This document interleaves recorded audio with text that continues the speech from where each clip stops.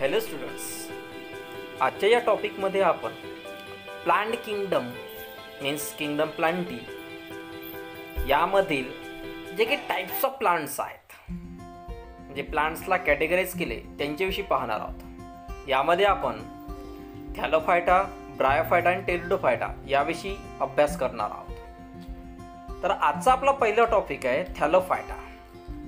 थॅलोफायटामध्ये वेगवेगळ्या प्रकारची त्या ठिकाणी क्लासिफिकेशन्सच्या बेस्डवरती त्यांचे कॅरेक्टर्स ठरवण्यात आलेले आहेत. थॅलोफायटा या किंगडममध्ये इन्क्लूड होणारे जे प्लांट्स आहेत ते प्लांट्स कोणत्याही प्रकारचे बॉडी पार्ट शो करत नाहीत. The plants include in this group do not have well differentiate body parts.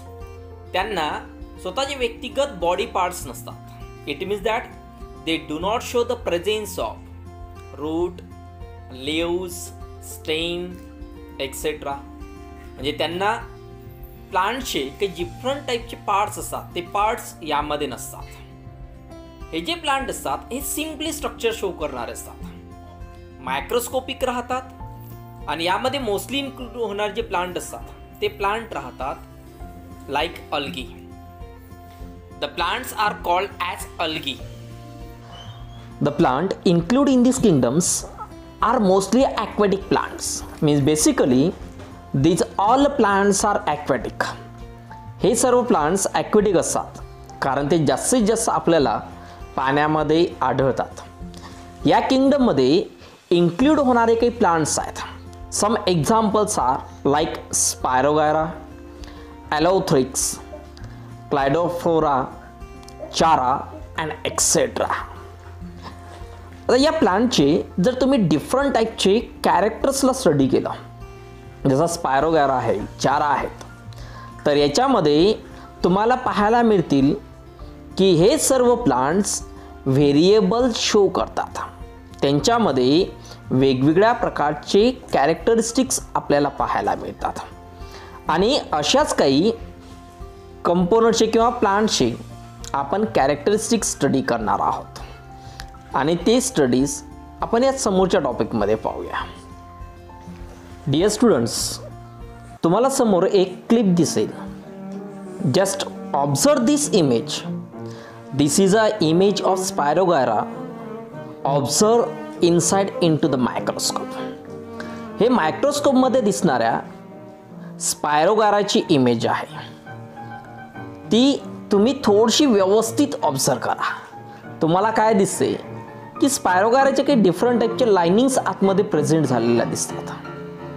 मग ह्या ज्या लाईन्स आतमध्ये प्रेझेंट आहेत म्हणजे त्यांचा जो स्ट्रक्चर आहे त्या स्ट्रक्चरविषयी आपल्याला डिस्कस करायचं आहे या टॉपिकमध्ये. It means that we have to discuss some important features of spirogyra with it neat and label diagram. Students, in the structure of Spirogyra, you will observe that a nucleus is present inside into it. Some vacuoles are also present, which is surrounded by the particular type of chloroplastic structure that was present inside in the Spirogyra. These chloroplasts, they are bounded together by the cytoplasmic strands and they are arranged in the Spirogyra. The Spirogyra mainly show the presence of cell membrane, cell wall and outermost coring that is called as a mucilage, and the pyronites are present in the structure of that the Spirogyra. Means when you observe this structure, you will always be show the different components present inside in the structure of the Spirogyra. Observe this figure also. Students, our next kingdom is Bryophyta. We have to discuss our next kingdom, that is a Bryos. Bryos, it means that it shows the false parts present in its structure. In the Bryophyta, these plants show stem and a leaf-like structure but there is no specific structure for the conduction of water inside into it. ब्रायोफायटामध्ये या प्लांट्सला stem, leaf सारखे structures present असतात, पण हे plants water आणि other जे काही component असतात त्यांना कॅरी करू शकत नाहीत. ते एका पार्टकडनं दुसऱ्या पार्टकडे त्याला कॅरी करू शकत नाहीत. म्हणून हे जे काही ब्रायोफायटिक प्लांट असतात या प्लांट्सला ॲम्फिबियन्स म्हणून ओळखले जाते. These plants are called the amphibians of the plant kingdom. They show the presence of the root like structure, but these are a false roots. यांच्यामध्ये फॉल्स रूट प्रेझेंट असतात. With the help of these root these plants are stable but unable to absorb the water for the further processes inside into the plant. Some examples are moss, marchantia, raicea, etc.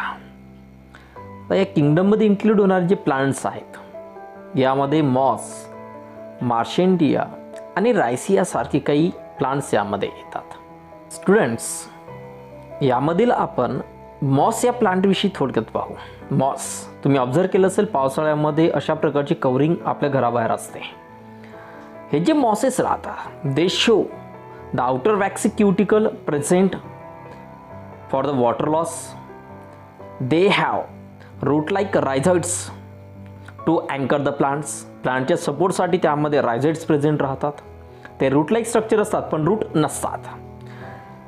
हे जे rhizoid असतात they do not absorb water and they show the presence a leaf like gametophyte support for the saprophytic compounds into it. The mosses are reproduce by the formation of spores. Mosses स्वतःला spore फॉर्मेशनने तयार करतात. मॉसेसच्या स्ट्रक्चर्समध्ये आपल्याला त्या ठिकाणी outermost एक spore capsule पाहायला मिळते. त्याला एक लॉंग स्टँड असते ज्याला सिटी नावाने ओळखले जाते आणि खालची त्याला स्ट्रक्चर असतात. म्हणजे हा प्लांट स्वतःला स्पोर फॉर्मेशनने तयार करून घेत असते. या स्ट्रक्चरमध्ये पाहायला मिळेल तुम्हाला की you have to observe this spores. Students, let start to discuss our third classification that is pteridophytes. आपण आता टेरिडोफाइट विषयी थोडक्यात पाहणार आहोत. Students, the plants included in this group, they have well differentiated into root, stem, leaves, and these plants show the vascular tissue for the conduction of water and other substances from one part of plant body to the other part. म्हणजे या प्लांटमध्ये route, stem, leaves असतात आणि त्याच्यामध्ये काही वॅस्क्युलर tissue present राहतात जे water आणि अदर कंपोनंटला प्लांटच्या वेगवेगळ्या पार्टपर्यंत पोहोचवण्याचं काम करतात. म्हणजे त्याला कंडक्शन करण्याचं काम करतात. इन अ टेरिडोफायटा, आता याच्यासोबतच यांना वेल डिफरन्शिएट पार्ट्स प्रेझेंट असल्यामुळे हे सहजतेने आपण यांना ओळखू शकतो. या किंगडममध्ये इन्क्लूड होणारे काही प्लांट्स आहेत लाईक फर्न्स, मासेलिया एक्सेट्रा. ते तुम्हाला इमेजेसमध्ये दिसत आहेत. तुम्ही फरला आपल्या आजूबाजूच्या परिसरामध्ये निश्चित पाहिलेला असेल. त्याचे छोटे छोटे लीव्ज असतात. They have show the presence of small leaves.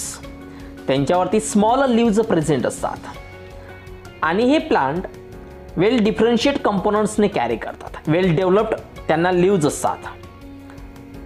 In the structure of the fern, when you observe the fern show the dominant saprophyte into it, the stacks, true roots, stem and leaves. म्हणजे जे काही fern plant असतात त्याच्यामध्ये true roots, stem आणि leaves present असतात.